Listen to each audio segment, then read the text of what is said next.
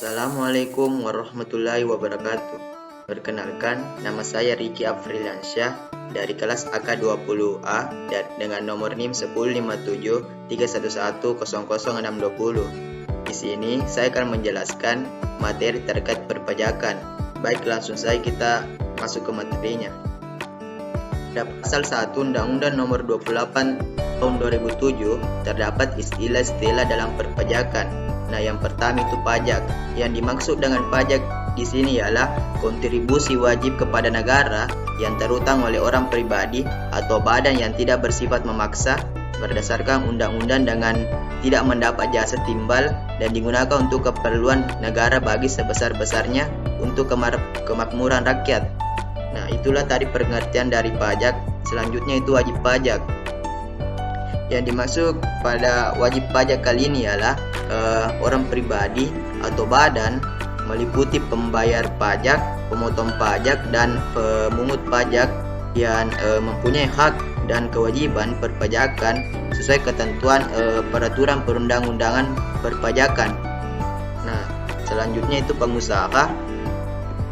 Yang dimaksud dengan pengusaha ialah orang pribadi atau badan dalam bentuk apapun yang dalam kegiatan usaha atau pekerjaannya menghasilkan barang, mengimpor barang, mengekspor barang, melakukan usaha perdagangan, melakukan usaha jasa. Nah, selanjutnya itu badan. Yang dimaksud pada badan kali ini adalah sekumpulan orang atau modal yang merupakan kesatuan baik yang melakukan usaha maupun yang tidak melakukan usaha, meliputi perseraan terbatas, BUMN, BUMD, firma, koperasi, dan sebagainya. Pengusaha kena pajak. Yang dimaksud dengan pengusaha kena pajak di sini ialah pengusaha yang melakukan penyerahan barang kena pajak atau jasa kena pajak yang dikenai pajak berdasarkan Undang-Undang Pajak Pertambahan Nilai tahun 1984 dan perubahannya. Nah, selanjutnya NPWP. Yang dimaksud pada NPWP kali ini adalah nomor pokok wajib pajak. Adalah nomor yang diberikan kepada si wajib pajak sebagai sarana dalam administrasi perpajakan yang dipergunakan sebagai tanda pengenal diri atau identitas wajib pajak dalam melaksanakan hak dan kewajiban perpajakannya. Selanjutnya masih tentang istilah-istilah dalam perpajakan. Tahun pajak. Yang dimaksud dalam tahun pajak ialah jangka waktu 1 tahun kalender kecuali si wajib pajak menggunakan tahun buku yang berbeda atau tidak sama dengan tahun kalender. Nah, adapun masa pajak, yang dimaksud pada masa pajak kali ini adalah jangka waktu yang menjadi dasar bagi wajib pajak untuk menghitung, menyetor, dan melaporkan pajak yang terutang dalam jangka waktu tertentu sebagaimana ditentukan dalam waktu tertentu. Ditentukan dalam undang-undang. Masa pajak ini biasanya itu 1 bulan kalender atau paling lambat 3 bulan. Pajak yang terutang. Yang dimaksud dalam pajak yang terutang kali ini adalah pajak yang harus dibayar pada suatu saat dalam masa pajak, dalam tahun pajak atau bagian tahun pajak sesuai dengan ketentuan peraturan perundang-undangan perpajakan. Selanjutnya itu surat pemberitahuan tahunan atau SPT tahunan. Yang dimaksud pada surat pemberitahuan tahunan ini adalah surat pemberitahuan untuk suatu tahun pajak atau bagian pajak. Nah, selanjutnya surat pemberitahuan atau SPT.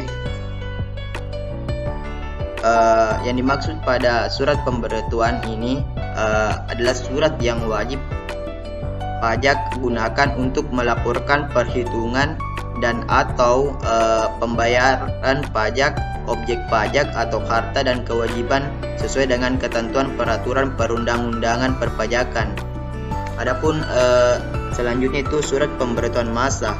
Yang dimaksud dengan SPT masa ialah surat pemberitahuan untuk masa pajak. Selanjutnya itu SSP atau surat setoran pajak. Yang dimaksud pada surat setoran pajak di sini adalah bukti pembayaran atau penyelesaian yang dimaksud dengan surat setoran pajak ialah bukti pembayaran atau penyetoran pajak yang telah dilakukan dengan menggunakan formulir atau telah dilakukan dengan cara lain ke kas negara melalui tempat pembayaran yang ditunjuk oleh Menteri Keuangan. Selanjutnya itu surat paksa. Yang dimaksud dengan surat paksa di sini adalah surat perintah membayar utang pajak dan biaya penagihan pajak. Selanjutnya itu surat ketetapan pajak. Ialah surat ketetapan pajak yang meliputi SKPKB, SKPKBT, SKPN, dan SPKLB. Nah, yang terakhir itu surat tagihan pajak. Yang dimaksud dengan surat tagihan pajak ialah surat untuk melakukan tagihan pajak atau sanksi administrasi berupa bunga atau denda. Nah, itulah tadi istilah-istilah dalam perpajakan. Kita lanjut ke materi selanjutnya. Nah, tadi kita sudah saya jelaskan terkait dengan istilah-istilah dalam perpajakan. Nah, langsung saja kita melangkah ke kewajiban dan hak wajib pajak. Nah, di sini kewajiban wajib pajak meliputi 8 poin.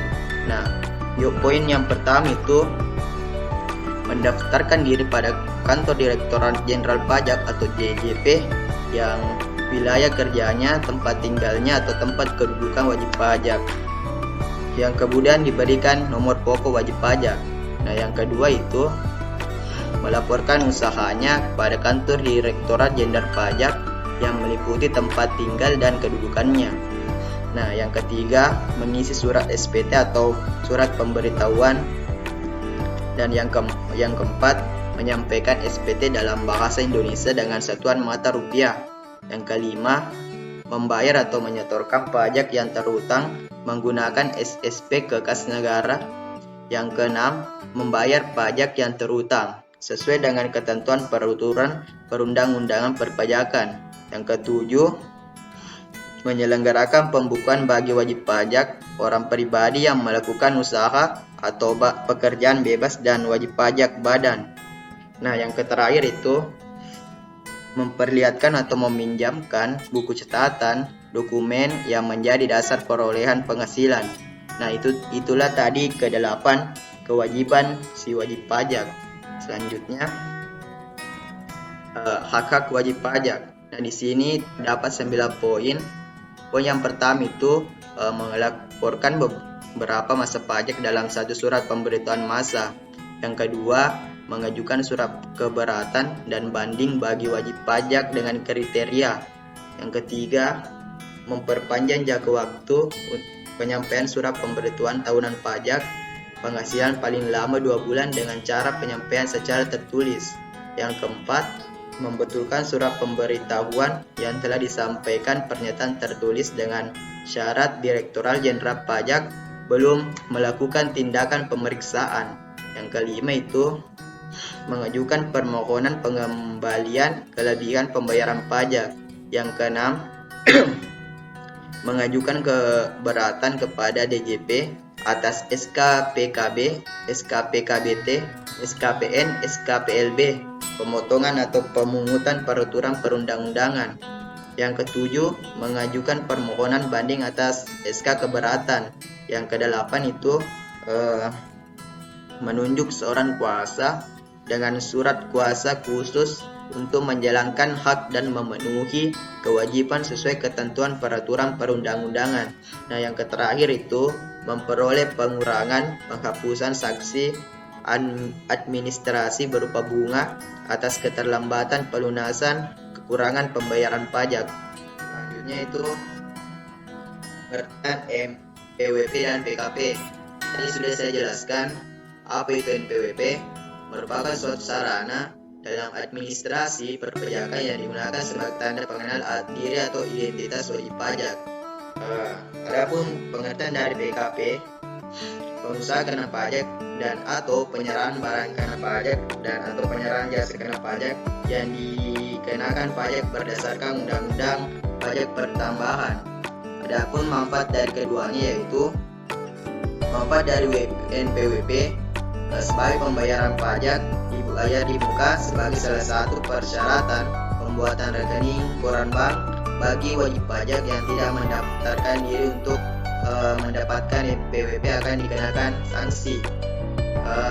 Adapun fungsi dari pembukuan pengusaha kena pajak selain digunakan untuk mengetahui identitas pengusaha kena pajak yang sebenarnya juga berguna untuk melaksanakan hak dan kewajiban di bidang pajak pertambahan nilai dan pajak penjualan atas barang mewah, serta untuk pengawasan administrasi perpajakan terhadap pengusaha yang telah memenuhi syarat sebagai PKP tetapi tidak melaporkan usahanya untuk dikukuhkan sebagai PKP, maka akan dikenakan sanksi sesuai peraturan perundang-undangan perpajakan. Nah, itulah tadi pengertian NPWP dan PKP beserta manfaatnya dan fungsinya. Selanjutnya, adapun tempat pendaftaran NPWP dan pengukuhan PKP bagi WP orang pribadi pada Direktorat Jenderal Pajak yang wilayahnya meliputi tempat tinggal atau tempat kedudukan wajib pajak. Bagi WP tempat kedudukan kegiatan usaha WP. Ada 2 tempat pendaftaran NPWP. Selanjutnya penghapusan NPWP. Permohonan penghapusan NPWP oleh WP atau ahli apabila WP sudah tidak lagi memenuhi persyaratan subjek atau objektif dengan ketentuan peraturan perundang-undangan perpajakan. Yang pertama itu wajib pajak badan dilikuidasi karena penghentian atau penggabungan usaha. Yang kedua, WP Bud menghentikan kegiatan usahanya di Indonesia.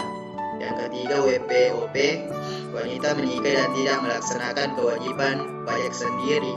Yang keempat, WP yang piutangnya dihapuskan akibat tidak memiliki kekayaan atau meninggal tanpa warisan.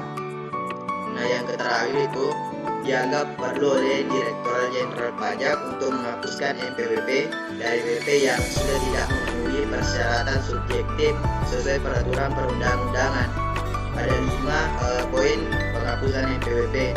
Ya, selanjutnya